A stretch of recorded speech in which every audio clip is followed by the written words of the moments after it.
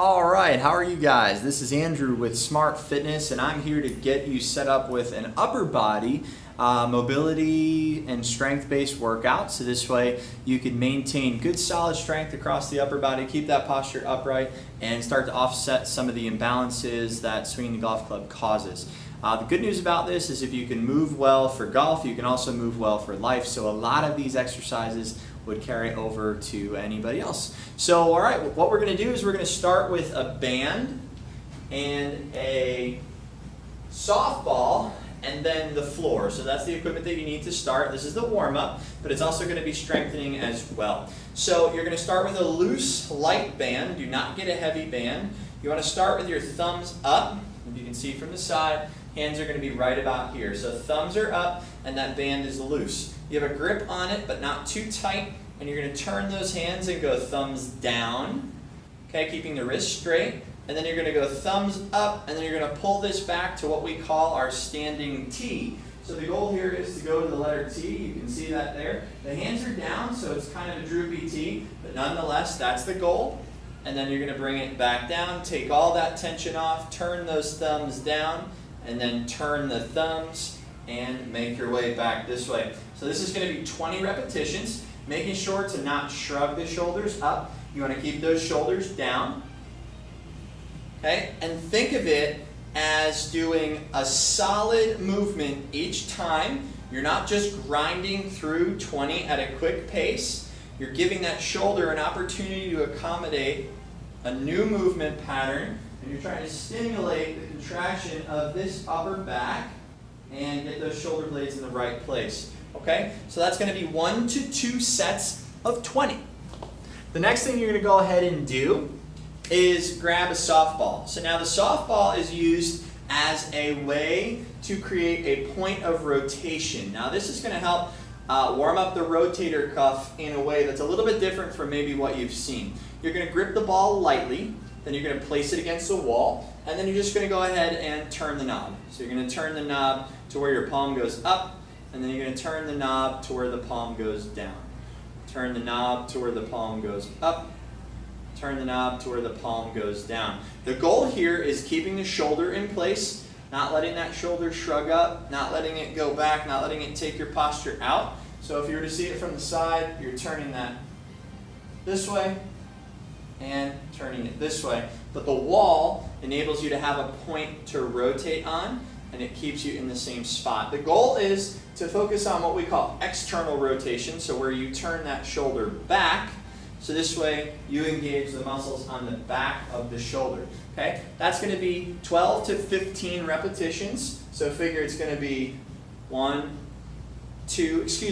repetitions, 3, 4, so it's 10 total going each direction. Okay, and you're going to do 1 to 2 sets of those as well. We're going to get down on the floor here in a second.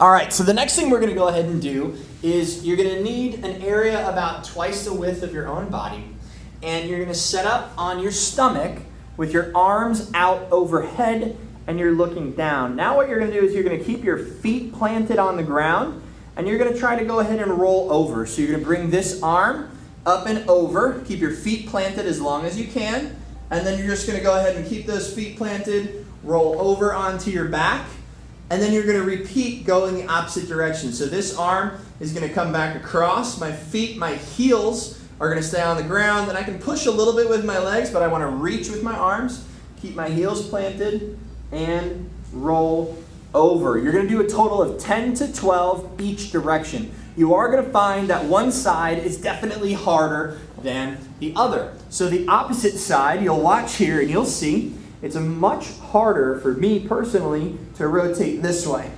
So I have to struggle to rotate this way. Well, I'm a righty, and this would be more of a left-handed rotation. So therefore, it's harder. So again, arms are overhead. Reach this way, push those heels down. Reach, keep those heels down, down, down, down, down. This is designed to open up the mid-back and create some separation through those shoulder blades, all right? So it's going to be 10 to 12 of those for 2 sets. All right, the next thing we're gonna do is definitely on the ground, and it is what's called tracing the letters. So you're gonna trace the whole alphabet, basically. You're gonna lay down on your back, you're gonna position yourself with your knees bent so your lower back doesn't have any pressure to it. The arm is gonna come up, not necessarily overhead, somewhere right in the middle, and you're not reaching up like this because that's gonna put pressure to the pec. We don't want that. Shoulder stays down and back, and you're gonna think, okay, starting from A, working all the way up to the letter Z. I'm going to turn my hand all the way over, and I'm going to go ahead and I'm going to trace an A. Okay? Then I'm going to turn my hand over the other way, and I'm going to trace an A. And then you're going to do that for every letter. B, and B, and then, of course, C, and so on and so forth. You do that for one side, then you go ahead and do that for the other side as well. So that is tracing the alphabet. It's really good for proprioception and just really getting those shoulders warm and loose. All right, so the next thing we're gonna do, you're gonna be standing up, you're gonna need a doorway, okay? You're gonna use this flat edge of the doorway, and you're gonna go ahead and put the upper arm right in here in that doorway to help stretch out the pec, primarily to stretch out pec minor. But then we're also going to go ahead and use this as an opportunity to warm up the internal rotator of that rotator cuff. So that's the one that's really deep to the shoulder blade, very hard to access, and frankly, it gets overpowered by the others, and that's why we get all of this kind of posture. So here we go. Forearm goes against the wall, upper arm goes against the wall, so this part of the arm goes against the wall. And then from here, you're going to stretch and lean forward. Very typical pec stretch, except the hand is free. And then you're going to turn away until you feel a little bit of a pull through that pec. Then you're going to turn your hand and imagine you're reaching back, similar to how a pitcher would as they load up. You're going to hold that for about 1/1000.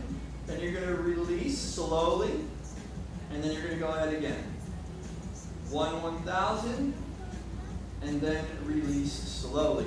You're going to go ahead and repeat that for around, we'll say 10 to 12 repetitions as well. That's going to be done 2 sets, 10 to 12 repetitions, equally on both sides. Unless you have some sort of glaring imbalance where we know that one shoulder has a significantly decreased range of motion compared to the other side, then we would adjust that. But that would be after a functional movement assessment done by us. This next exercise is what we call a Cobra Y Press. I'm going to show you from 2 different angles, from the side and then from the front.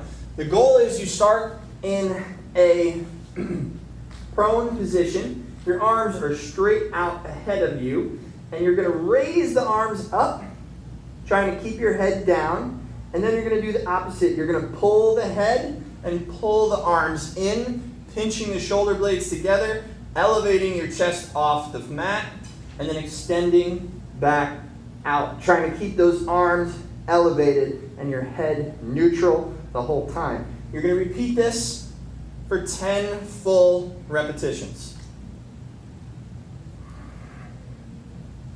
You're going to get a big pull through your mid-back, okay? And that's really good because that's going to help offset some of that odd posture that you might be experiencing from swinging the golf club a whole bunch.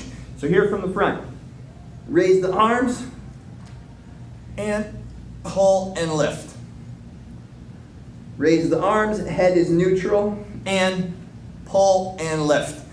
I'm doing this with a stick massage roller. You can do it with a PVC pipe. You can even do it with a golf club if you wanted to. All right, moving right along.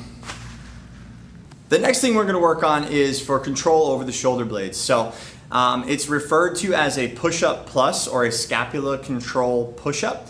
The idea is if you are more advanced, you would do it in a push-up position, but when you first start, it's important to do it on your knees because that's going to lessen the intensity and allow the focus to be through the shoulder blades. What we're trying to focus on is pressing the shoulder blades away, okay, and then pinching them back. So what it looks like is here, you're going to set up into that push-up position, onto the knees, and then you're going to pinch the shoulder blades a little bit, and then push them away. You'll notice movement in the elbows is very limited, okay? focus is maintaining that posture and creating a connection to what's called the serratus anterior, which is a pesky little muscle here that helps keep that shoulder blade tight to the back, okay? So you're going to repeat that 10 to 12 times and up from there for 2 to 3 sets. All right.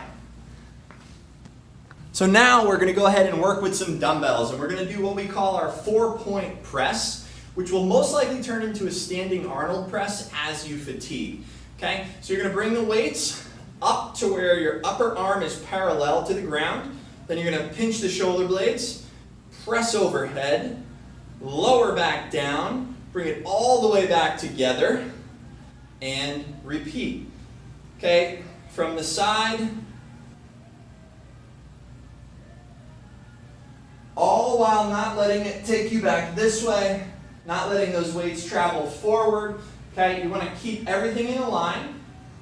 If you want to put your weight out further ahead for you right-handers, put that left foot out and connect to that left leg, and go ahead and lift the weight up, then open, press, lower, close. It's called 4-point press. 1, 2, 3, 4.